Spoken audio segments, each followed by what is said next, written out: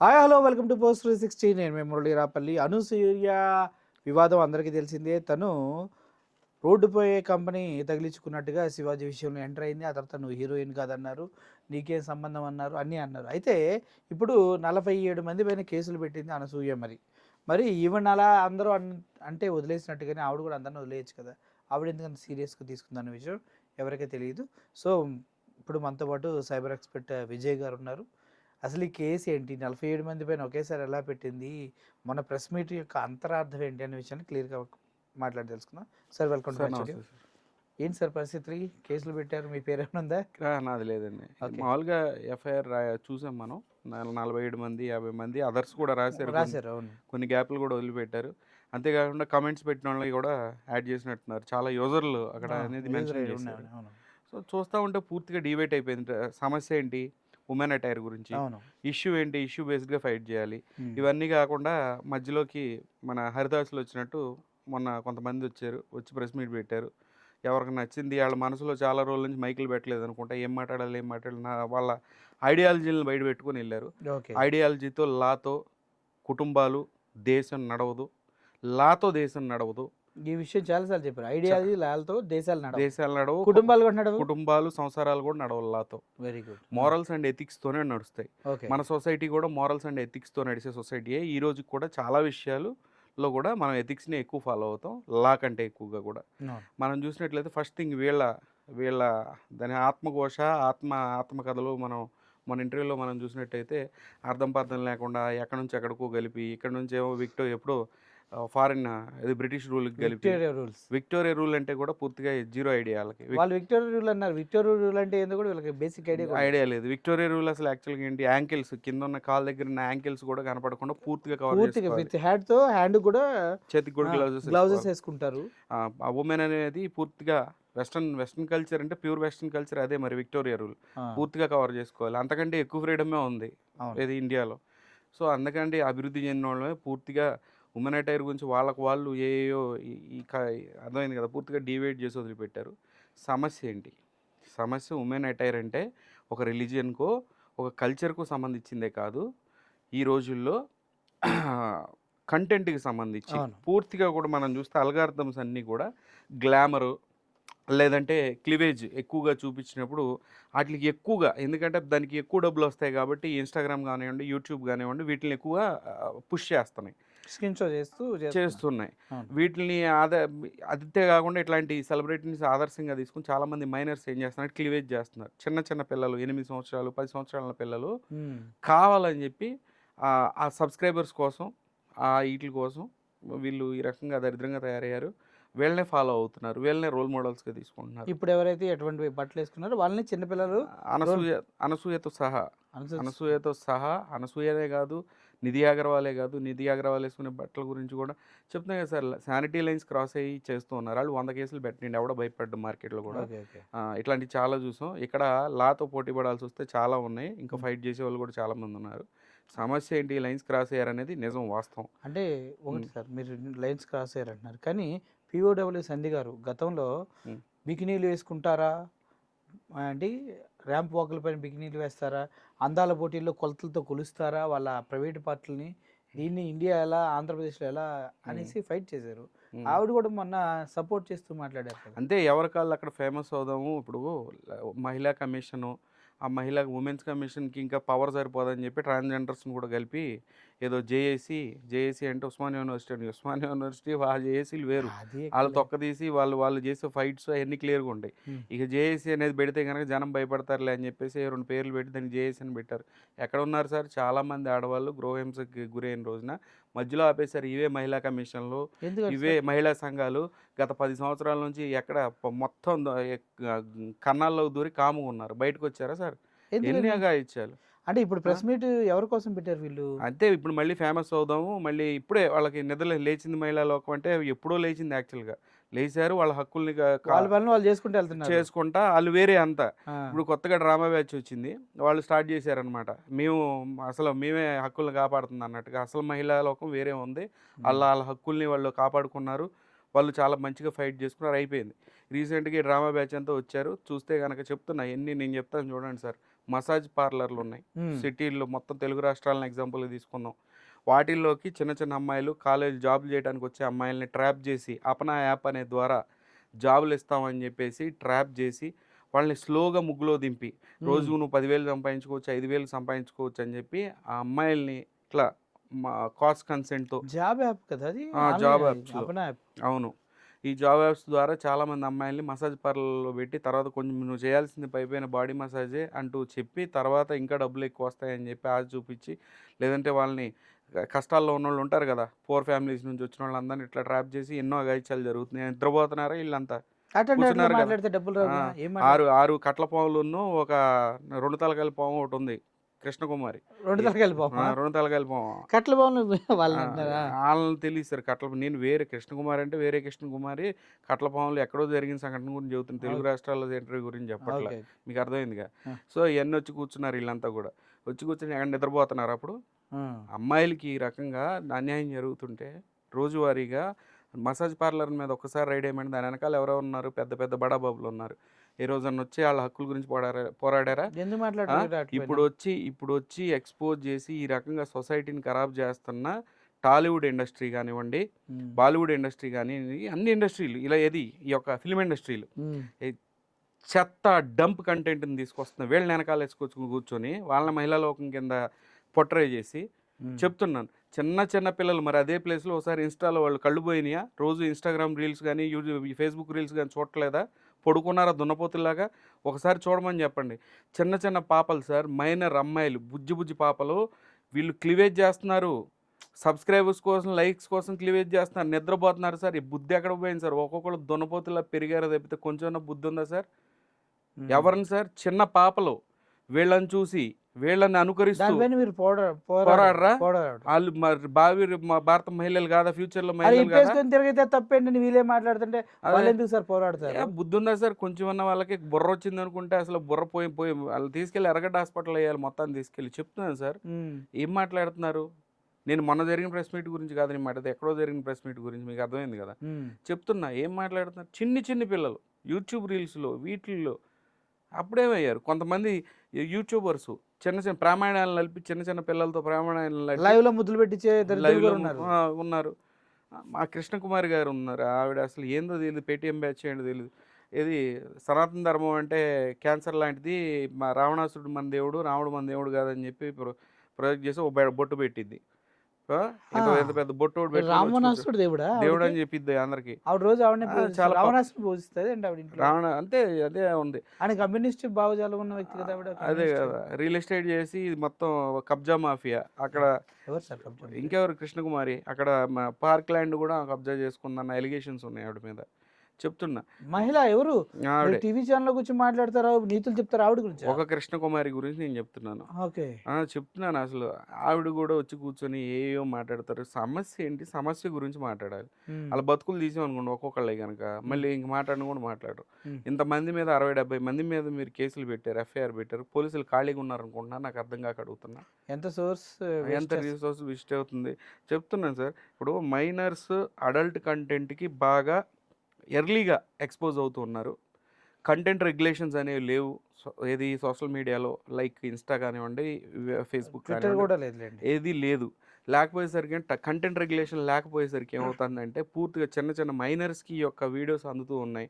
అది ఒక అనసూయ గురించి కానీ, ఒక నిధి అగర్వాల్ ఏంటి శుభ్రంగా ఉండిద్ది చెప్తున్నాను సార్. అందరు లైన్స్ క్రాస్ అయిన వాళ్ళే చెప్తున్నాను.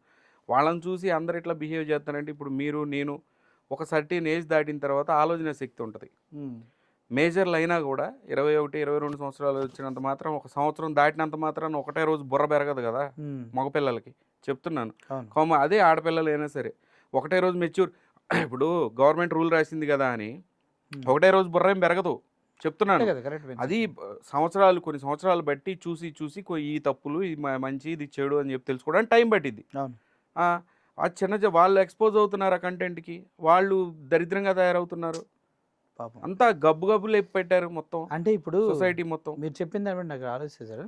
మీరు చెప్తున్నటువంటి సోకాల్డ్ కుమారి కానీ, ఏం పేరు ఆవిడ పేరు?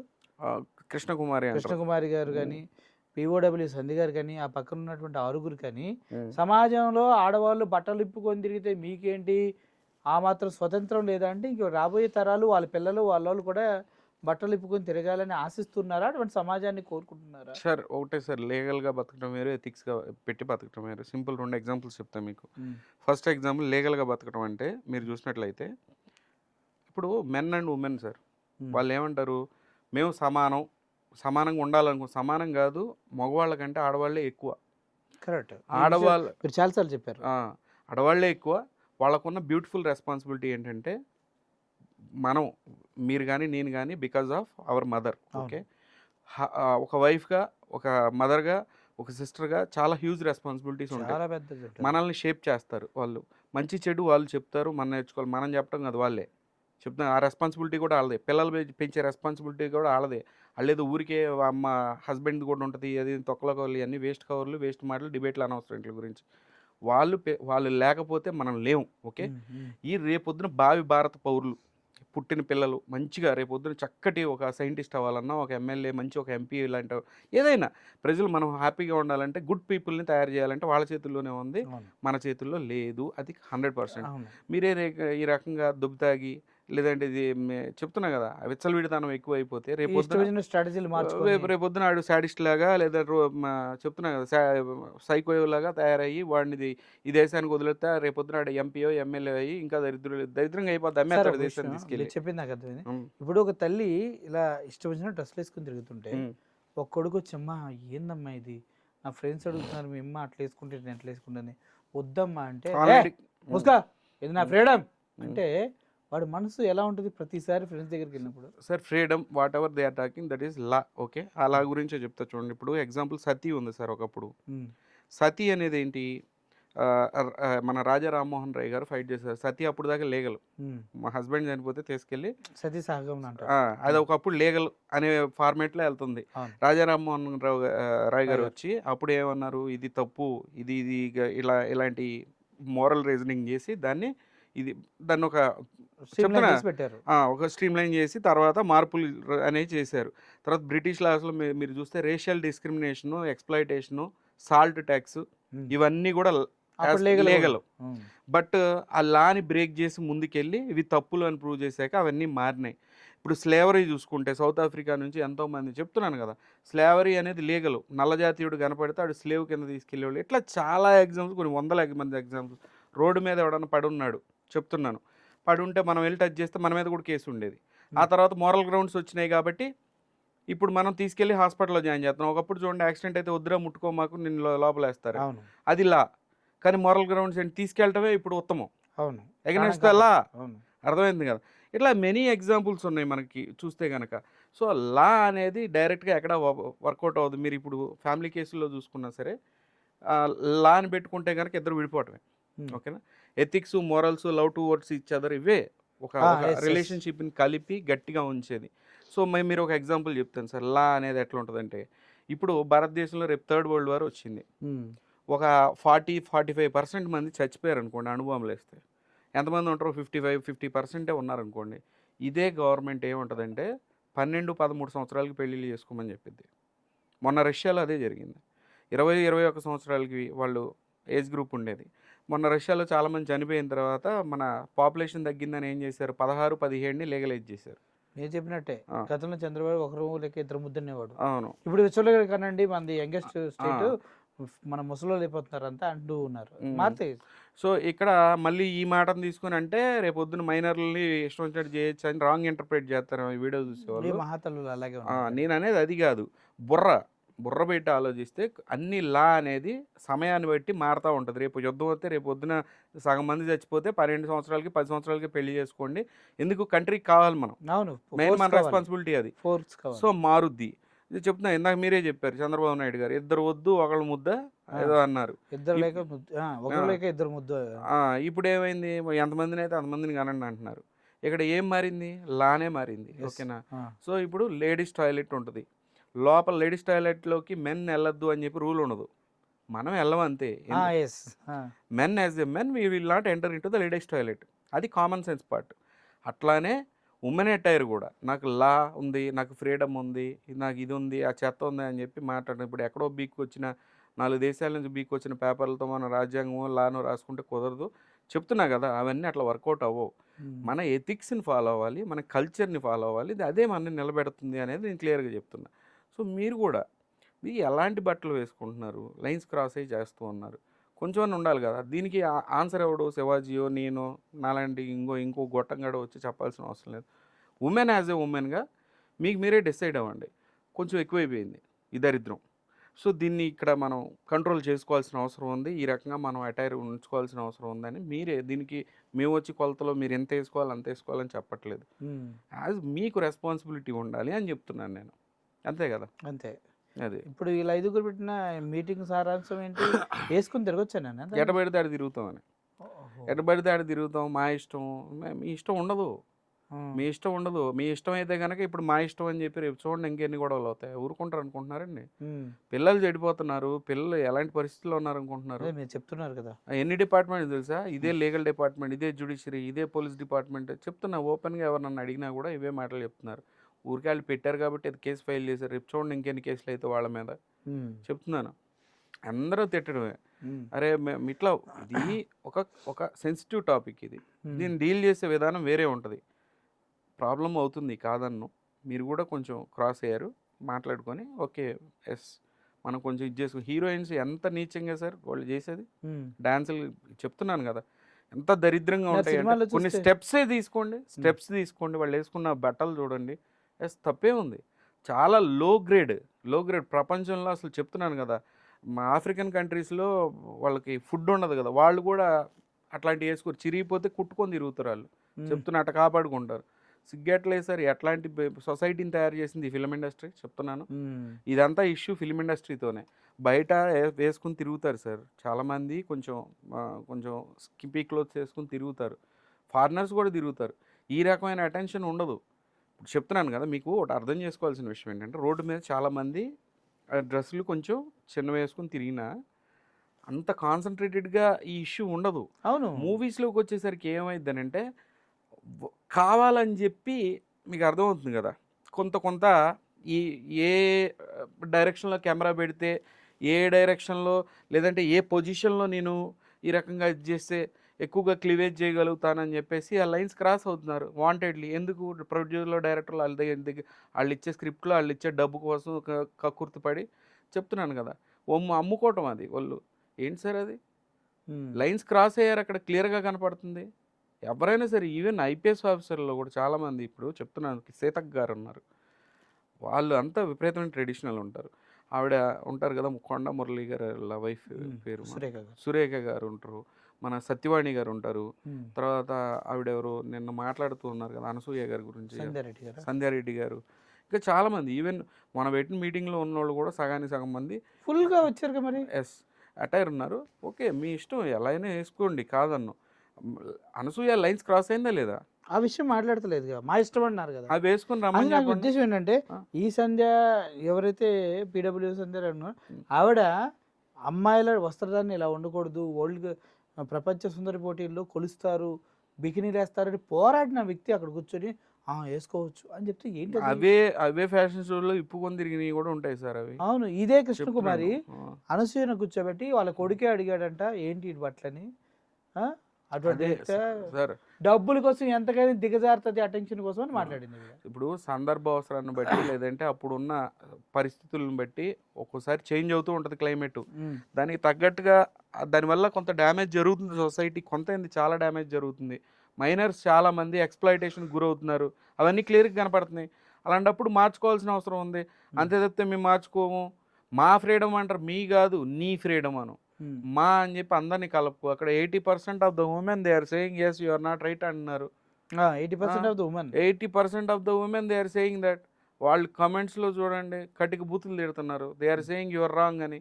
వాళ్ళు ఇంకా వ్యూస్ కోసము లేదంటే వాళ్ళ సెలబ్రిటీనెస్ కోసం ఈ మధ్య ఏంటంటే తిట్టించుకొని కూడా ఫేమస్ అవుతున్నారు కొంతమంది. వాళ్ళు దాన్ని సెలబ్రిటీనెస్ అనుకుంటున్నారు. చెప్తున్నా కదా. కాదు, ఆవిడ తమిళ్ హీరోయిన్ ఒక అమ్మాయి రమ్య అని ఉంటుంది, మగవాళ్ళంతా కుక్కలు అన్నట్టు కామెంట్ చేసింది. ఏమని చేసిందంటే, కోల్కతా కోర్టు ఏమిచ్చింది, కుక్కలు ఎక్కువైపోతున్నాయి, పిచ్చి కుక్కలు అవి ఎట్లా బిహేవ్ చేస్తున్నాయి అర్థం కావట్లేదు, తీసుకెళ్ళి దాన్ని గేజెట్ చేసేసేయండి లోపల అని చెప్తే, ఇవిడ మగవాళ్ళు కూడా కుక్కలు లాంటి వారు ఎప్పుడు పడితే అప్పుడు రేపులు హత్యలు చేస్తారు, వాళ్ళని కూడా లోపల వేయచ్చు కదా అంది. దానికి వీళ్ళంతా నవ్వుతారు. అంటే మగవాళ్ళు కుక్కలతో పోలిస్తే మా అనేవాళ్ళు మగజాతికి లేదా? వాళ్ళు చెప్పిన రేప్ కేసులు ఉన్నాయి సార్ ఎగ్జాంపుల్. హ్మ్. ఇదే కాంటెక్స్‌లో రేపుల కేసుల వల్ల వీళ్ళు ఈ యొక్క స్టేట్మెంట్స్ ఇచ్చారు. అవే రేప్ కేసులు నేను నేను చేసిన కొన్ని ఉన్నాయి. మీరు చూసినవి కొన్ని ఉన్నాయి. మీకు చెప్తున్నా కదా! 60-70% ఆఫ్ ద రేప్ కేసెస్ అన్నీ కూడా బ్లాక్‌మెయిల్స్ కోసం అవును. చేసినయే. డబ్బుల కోసం. డబ్బుల కోసము ఎక్స్‌ట్రాక్షన్. డబ్బుల కోసము లేదంటే వైఫ్ హస్బెండ్ మీద పెట్టిద్ది. హ్మ్. ఆస్తి కోసము. ఇట్లా కొంతమంది డ్రగ్స్ యూజ్ చేసి అవతల డబ్బు కోసం చాలామంది బరి తెగించిన ఆడవాళ్ళు కూడా చాలామంది తిరుగుతున్నారు. కొన్నాళ్ళు కావాలని రిలేషన్ అవన్నీ మెయింటైన్ కూడా చేసి కౌంట్ చేసుకొని ఎట్లా చెప్తారు? హ్మ్. చెప్తున్నాను కదా! సమస్యలనేవి 2 వైపులా ఉన్నాయి. ఓ 10, 20 అటు ఇటు డిఫరెన్స్ అయినట్టు మగవాళ్ళ మీద జరిగే అకృత్యాలని, ఆడవాళ్ళ మీద జరిగే అకృత్యాలని మనం ఇదంతా ఎప్పుడు కంటిన్యూస్ ఫ్లోలో ఇది జరుగుతూనే ఉంటాయి. దేనికి ప్రపంచంలో పూర్తి ఎరాడికేషన్ జీరో కేసెస్ అనేవి ఉండవు. ఎప్పుడు అవును. జరుగుతూనే కరెక్ట్. ఉంటాయి. మనిషిలో ఉండే క్రుయాలిటీని బట్టి మనిషి అంటే ఇద్దరు ఆడది గాని, మగోడు గాని. అంటే ఇన్ని ఆ! మాట్లాడతారు కానీ మొగుళ్ళని చంపి డ్రమ్ముల్లో వేసిన మాటలు వీళ్ళు ఎందుకు మాట్లాడరు సార్? తెలియండి సార్. బోత్ సైడ్స్ ఉంటాయి. ఆ! వాటెవర్. అదే కదా! అవి క్రైమ్ అన్న తర్వాత బోత్ సైడ్స్ సార్. అది వీడు చేసిన అమ్మాయి ఆడవాళ్ళ మీద కూడా చాలా జరిగినటువంటియి. సో, బోత్ సైడ్స్ ఉన్నాయి అవి. అవెప్పుడు కోఎగ్జిస్ట్ ఉంటది. పగలు రాత్రిలాగా, మంచి చెడు అలాగా ఆ! అన్నీ ఉండనే ఉంటూనే ఉంటాయి. ఉంటాయి అవి. మనిషిలో ఉన్న ఇదిని బట్టి. సో కానీ హ్మ్. సాంప్రదాయాన్ని, వస్త్రధారణని, మన ట్రెడిషన్‌ని కాపాడుకోవాల్సిన రెస్పాన్సిబిలిటీ హ్మ్. ప్రజలుగా మనకుందా లేదా? 100% ఉంది సార్. కల్చర్‌ని కాపాడుకోవాల్సిన అవసరం ఉంది. మంచి కల్చర్ సార్ మనది. చాలా గుడ్ కల్చర్. ఆఫ్‌కోర్స్ మీ మీ అది కొన్ని రెస్ట్రిక్షన్స్ ఉండకూడదు వాళ్ళకి, వుమెన్‌కి ఇలానే ఉండాలని. బట్ యూ కెన్ డిసైడ్ ఏది కరెక్ట్‌గా ఉంటదనేది మీరు డిసైడ్ చేసుకోండి. మీరు మా అమ్మలు, మా సిస్టరు, చెప్తున్నాను గదా! మా వాళ్ళు, నిజంగానే. ఆడవాళ్ళంటే. అలా అన్నప్పుడు మీరు డిసైడ్ చేసుకొని యెస్ మాకు ఇదంతా కూడా కొంచెం క్రాస్ అయిపోయింది. మరీ క్లీవేజ్ ఎక్కువైపోయింది. ఎక్కువైపోయింది. దరిద్రం స్కిన్ షోలు ఎక్కువైపోయింది. ఎక్కువైపోయినాయి. అది షో ఎక్కువైపోయింది. దీనివల్ల ఏంటంటే, సరే మీరు ఇంట్లో యేసుకుంటేనో ఎందుకు సార్ ఫంక్షన్స్‌కెళ్ళినప్పుడు తెలుసా? ఆడవాళ్ళు కొంతమంది వాళ్ళ మదర్, ఫాదర్ చాలా ఫీల్ అవుతూ ఉంటారు. వీళ్ళు బాగా మోడర్నైజ్ అయిపోయి నేను సిటీలో ఇట్టున్నా కదా! అని చెప్పి అవే బట్టలేసుకొని ఊళ్ళో పెళ్ళిళ్ళకొచ్చినప్పుడు నేను చాలా సంఘటనలు చూశాను. హ్మ్. వా యేసుకున్న లేడీ గూడా ఇబ్బంది పడుతూ ఉంటది.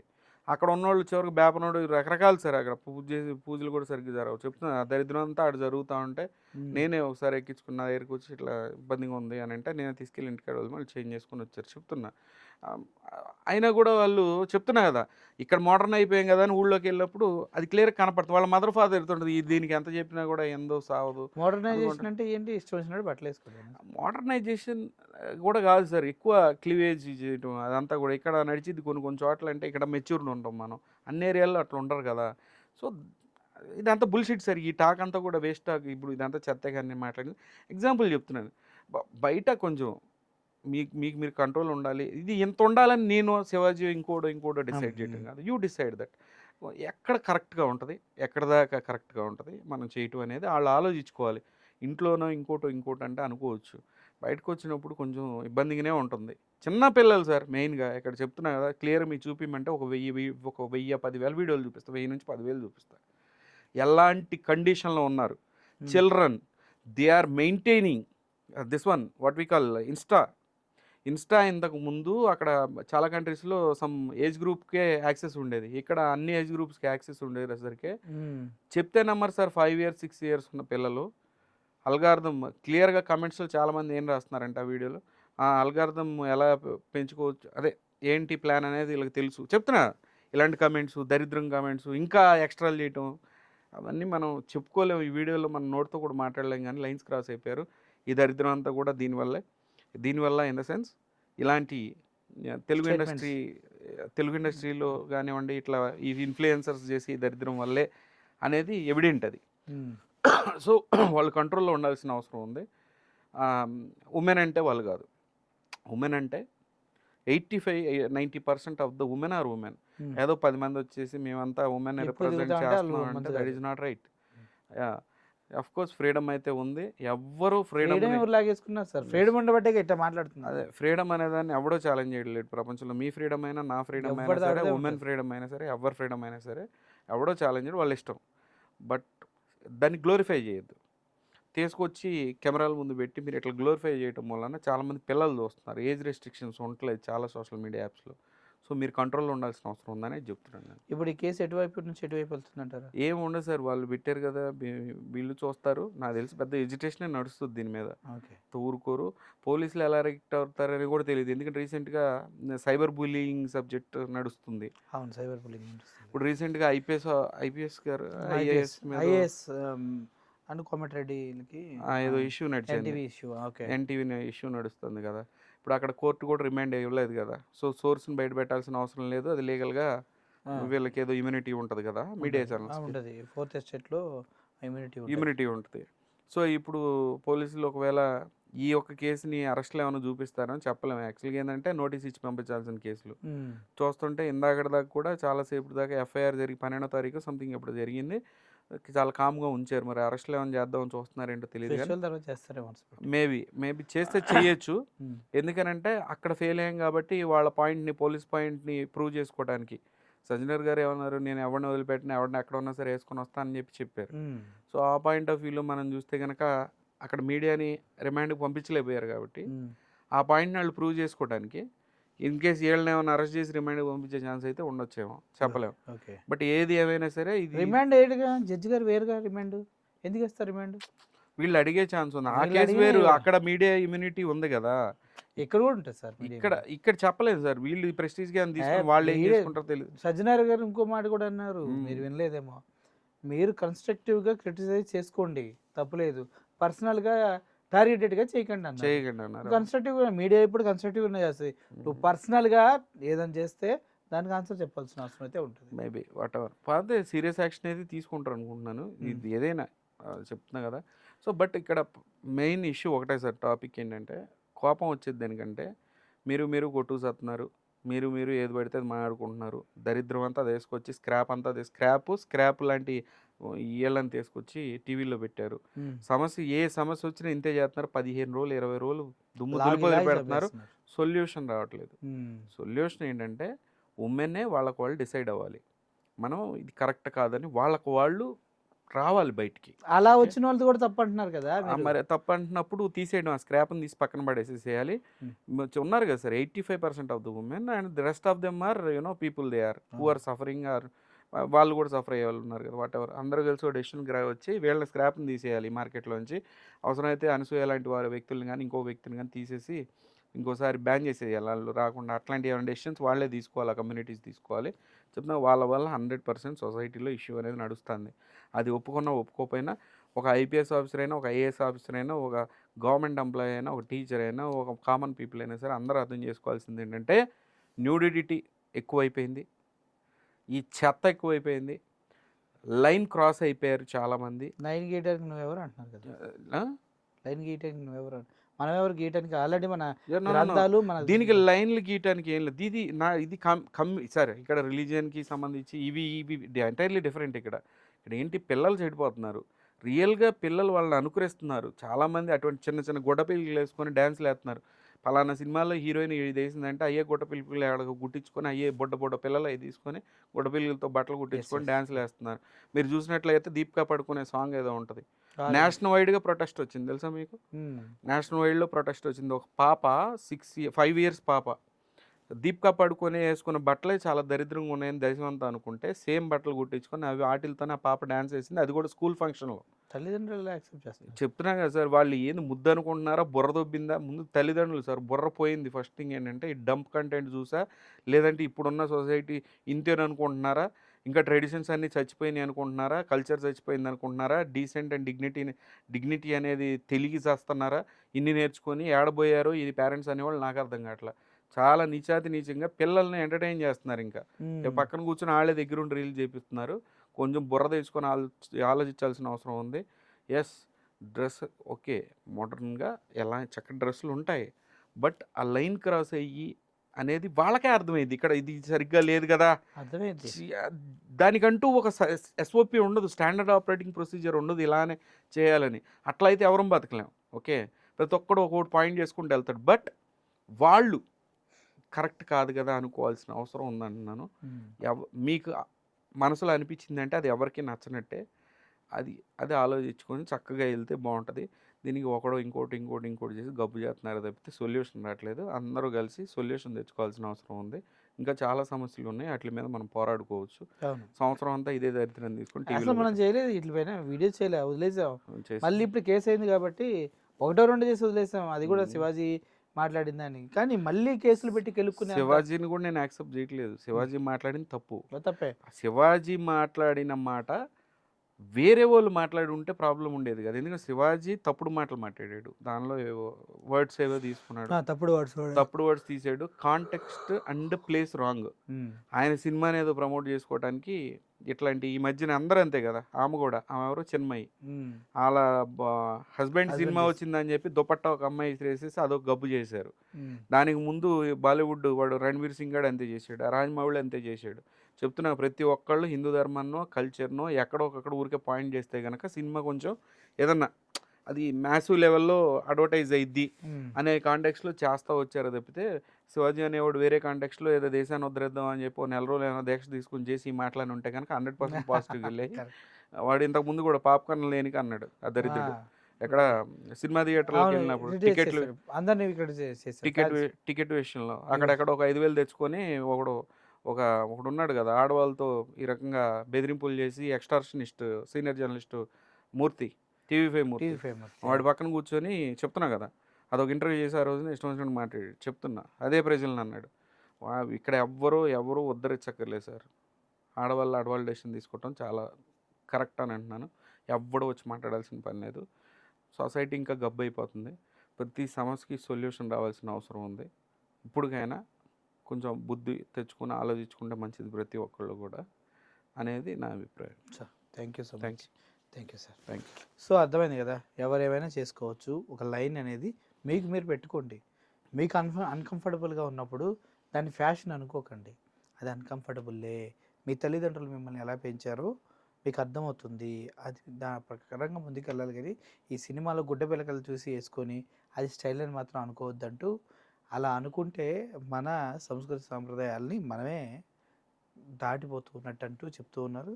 సో అర్థం చేసుకుని ముందుకెళ్ళాలి. Thank you for watching this video. Murali signing off. Thank you so much.